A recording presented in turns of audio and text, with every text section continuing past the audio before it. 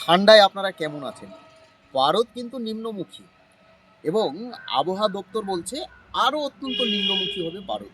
অন্তত ১০ থেকে ১২ তারিখ পর্যন্ত। কিন্তু আমাদের রাজ্যে একটা গরমাগরম খবর রয়েছে। সামনে নির্বাচন, আপনারা জানেন ২৬শে নির্বাচন। ২৬ তো পড়েই গেছে। সম্ভবত এপ্রিল মাসের লাস্ট উইক থেকে নির্বাচন হতে চলেছে আমাদের রাজ্যে। কাকে ভোট দেবেন সেটা আপনাদের বিষয়। কিন্তু ইডি, সিবিআই এর আবার নতুন করে খেলা শুরু হয়েছে। আজকে CBI, central bureau of investigation অর্থাৎ তদন্তকারী সংস্থা আজকে একটা রিপোর্ট জমা করেছে কলকাতা হাইকোর্টে। দেখুন, আমাদের রাজ্যে বিশেষ করে শহর কলকাতায় যেটা মিউনিসিপ্যালিটি রয়েছে, কর্পোরেশনে বহু চাকরি হয়েছে এবং সিবিআই তার চার্জশিটে অনেক তথ্য উল্লেখ করেছেন, যে তথ্যে রয়েছে যে সাদা খাতা জমা দিয়ে অনেক প্রার্থী কিন্তু এই মুহূর্তে কলকাতার বুকে চাকরি করছে, যেটা সিবিআই এই মুহূর্তে কলকাতা হাইকোর্টে চার্জশিট দিয়ে জানিয়েছেন কলকাতা হাইকোর্টকে।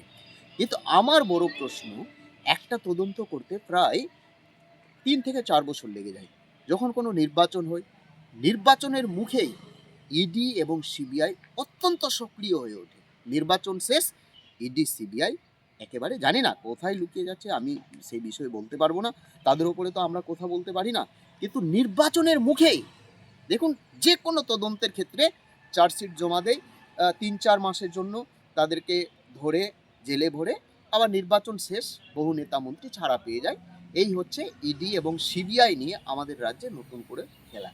অর্থাৎ আচ্ছা, আমার মনে হচ্ছে না কোথাও একটা সেটিং রয়েছে, কেন্দ্র এবং রাজ্যের কোথাও একটা সেটিং রয়েছে, আমার যেটা মনে হচ্ছে। কারণ নির্বাচনের আগে, নির্বাচন ঘোষণার পূর্বেই দেখবেন ইডি চার্জশিট জমা দিচ্ছে, নির্বাচন ঘোষণার পূর্বে সিবিআই চার্জশিট জমা দিচ্ছে, নির্বাচন যখন ঘোষণা হয়ে যাচ্ছে, অর্থাৎ ৭ দফা বা ৮ দফায় নির্বাচন যে হয় আমাদের রাজ্যে, এবার বহু দফায় নির্বাচন হবে, যেটা আমার কাছে খবর রয়েছে প্রায় ৮ দফায় নির্বাচন হবে এবং প্রত্যেকটা বুথের ভেতরে সেন্ট্রাল ফোর্স থাকবে।